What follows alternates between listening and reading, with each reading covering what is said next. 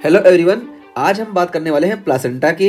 और प्लासेंटा में हम फीटल कंपोनेंट की बात करेंगे जो कि 4/5 होता है, और मैटरनल कंपोनेंट की बात करेंगे जो 1/5 होता है।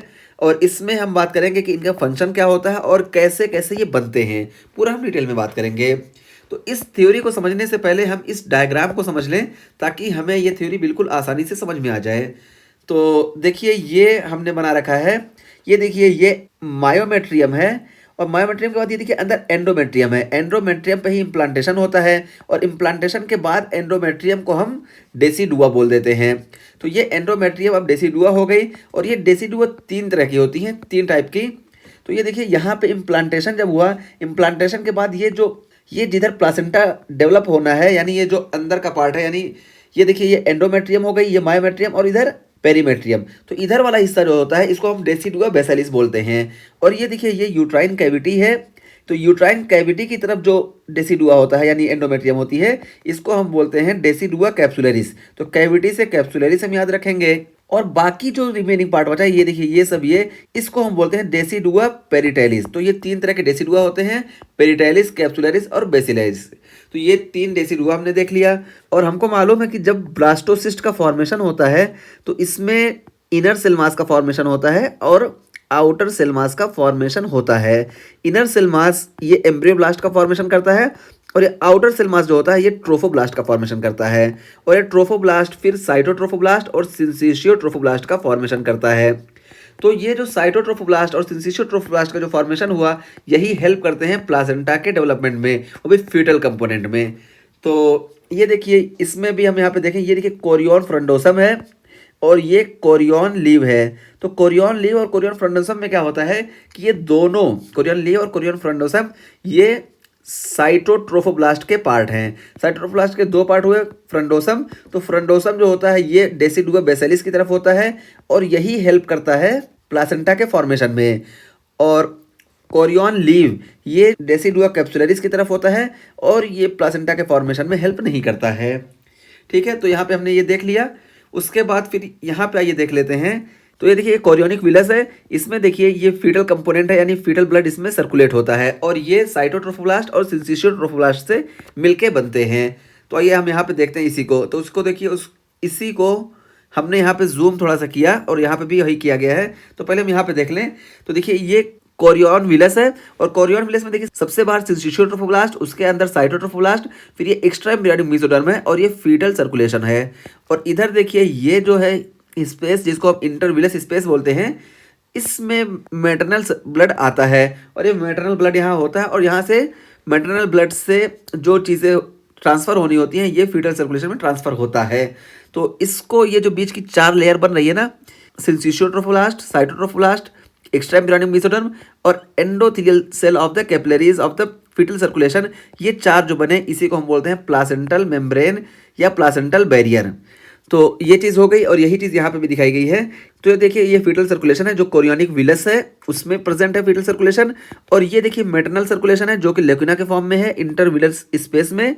और ये देखिए ये एक्स्ट्रा एम्ब्रियोनिक मेसोडर्म है, ये सिंसिशियोट्रोफोब्लास्ट, ये साइटोट्रोफोब्लास्ट, और ये endothelial cell of the fetal capillaries. तो ये 4 चीज़ें, 1 2 3 4, ये चारों मिल के प्लासेंटल मेम्ब्रेन या प्लासेंटल बैरियर का फॉर्मेशन करते हैं। और उसके बाद देखिए यहाँ पे जब ये बैरियर है तो ब्लड तो नहीं इधर उधर जाएगा, सिर्फ एक्सचेंज होगा, मटेरियल का एक्सचेंज होगा। तो देखिए मैटरनल सर्कुलेशन से oxygen, electrolyte, nutrients, hormone, IgG, drugs और वायरस ये इधर ट्रांसपोर्ट हो जाते हैं, ट्रांसफर होंगे।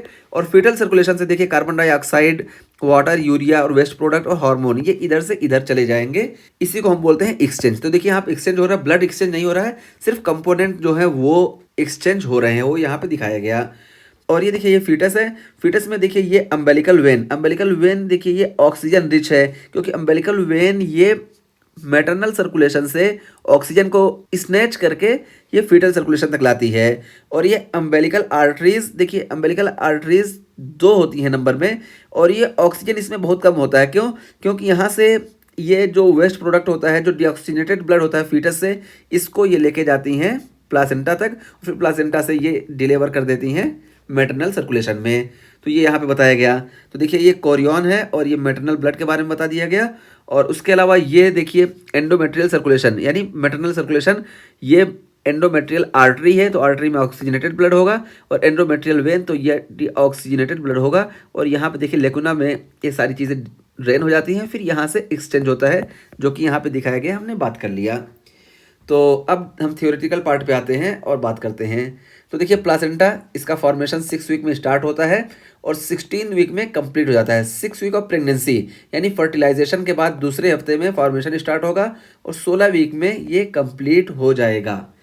और प्लासेंटा के बारे में बताया गया कि primary site of nutrition and gas exchange between mother and fetus. तो मदर और फीटस के बीच में यही प्राइमरी साइट है जहाँ पे गैसियस एक्सचेंज होता है, ठीक है। और उसके बाद फिर फीटल कंपोनेंट की बात करें, साइटोट्रोफोब्लास्ट और सिंचियोट्रोफोब्लास्ट, ये दोनों होते हैं। हम यहाँ पे देख चुके हैं कि ये देखिए साइटोट्रोफोब्लास्ट ये है और सिंचियोट्रोफोब्लास्ट ये है। तो साइटोट्रोफोब्लास्ट में देखिए inner layer of chorionic villi, तो inner layer of chorionic villi cytotrophoblast होती है और क्रिएट सेल्स, तो ये क्रिएट सेल्स से हम इसको याद रख सकते हैं सी। और साइटोट्रोफोब्लास्ट के बारे में थोड़ा सा डिटेल देख लेते हैं, ज़्यादा डिटेल नहीं, कि ये दो तरह के होते हैं, विलस साइटोट्रोफोब्लास्ट और extra villous cytotrophoblast. Villous cytotrophoblast जो होते हैं यही प्लासेंटा का फॉर्मेशन करते हैं, और एक्स्ट्रा विलस जो होते हैं इसके बारे में हम कभी जब प्लासेंटा डिटेल में बात करेंगे फिर बात करते हैं। तो विलस के बारे में देखिए, तो विलस भी दो तरह के होते हैं, कोरियन फ्रंडोसम और कोरियन लीव। तो कोरियन लीव ये प्लासेंटा का फॉर्मेशन नहीं करते हैं, बल्कि ये डेसिडुआ कैप्सुलरिस की तरफ प्रेजेंट होते हैं, और एक कोरियन फ्रंडोसम यही प्लासेंटा का फॉर्मेशन करते हैं, क्योंकि ये डेसिडुआ बेसिलिस की तरफ प्रेजेंट होते हैं। हमने यहाँ पे देख रखा, देखिए यहाँ पे, तो ये चीज़ हमारे यहाँ पे क्लियर हो जानी चाहिए। और उसके अलावा फिर सिंसिशियोट्रोफोब्लास्ट, तो सिंसिशियोट्रोफोब्लास्ट ये outer layer of chorionic villi. तो कोरियोनिक विलाई जो है, तो कोरियोनिक विलाई की ये आउटर लेयर जो होती है ये सिंसिशियोट्रोफोब्लास्ट होती है, ये यहाँ पे बताया गया। और सिंथेसाइजेस एंड सीक्रेट हार्मोन्स, तो ये हार्मोन को सिंथेसाइज भी करती है और सीक्रेट भी करती है, जैसे HCG, तो HCG को ये सीक्रेट करती है, इसी तरीके से HPL को भी ये सीक्रेट करती है, ह्यूमन प्लासेंटल लैक्टोजन, तो ये इसको भी सीक्रेट करती है। तो ये HCG के बारे में क्या बताया गया कि स्ट्रक्चरली सिमिलर टू LH, तो ये सिमिलर होता है LH के, इसी वजह से stimulate corpus luteum to secrete progesterone during first trimester. तो फर्स्ट ट्राइमेस्टर में ये HCG कार्पस ल्यूटियम को स्टिमुलेट करता है ताकि ये सीक्रेट करे प्रोजेस्टेरॉन को फर्स्ट ट्राइमेस्टर में।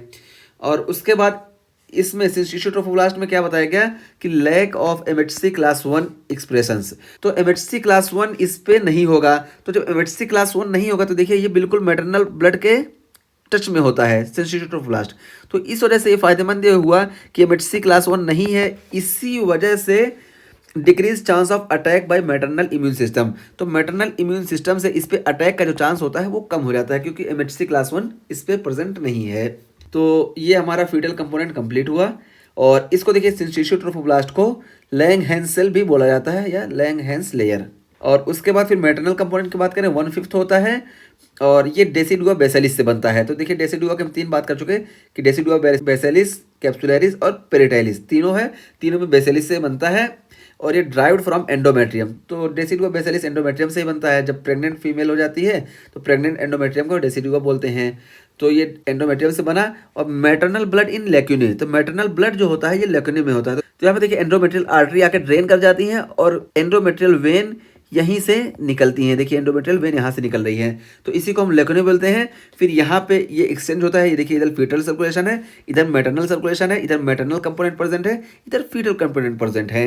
ये समझो एक तरह से बॉर्डर है, और बॉर्डर होने की वजह से ब्लड इधर उधर नहीं आ पाएगा जा पाएगा, सिर्फ कुछ कंपोनेंट्स हैं ब्लड के वो इधर उधर आ पाएंगे। तो मैटरनल सर्कुलेशन से ये कंपोनेंट यहाँ पे डिफ्यूज हो जाएंगे, और फीटल सर्कुलेशन से ये कंपोनेंट इधर डिफ्यूज हो जाएंगे, जिसकी वजह से ये फीटल ग्रोथ हमको देखने को मिलता है।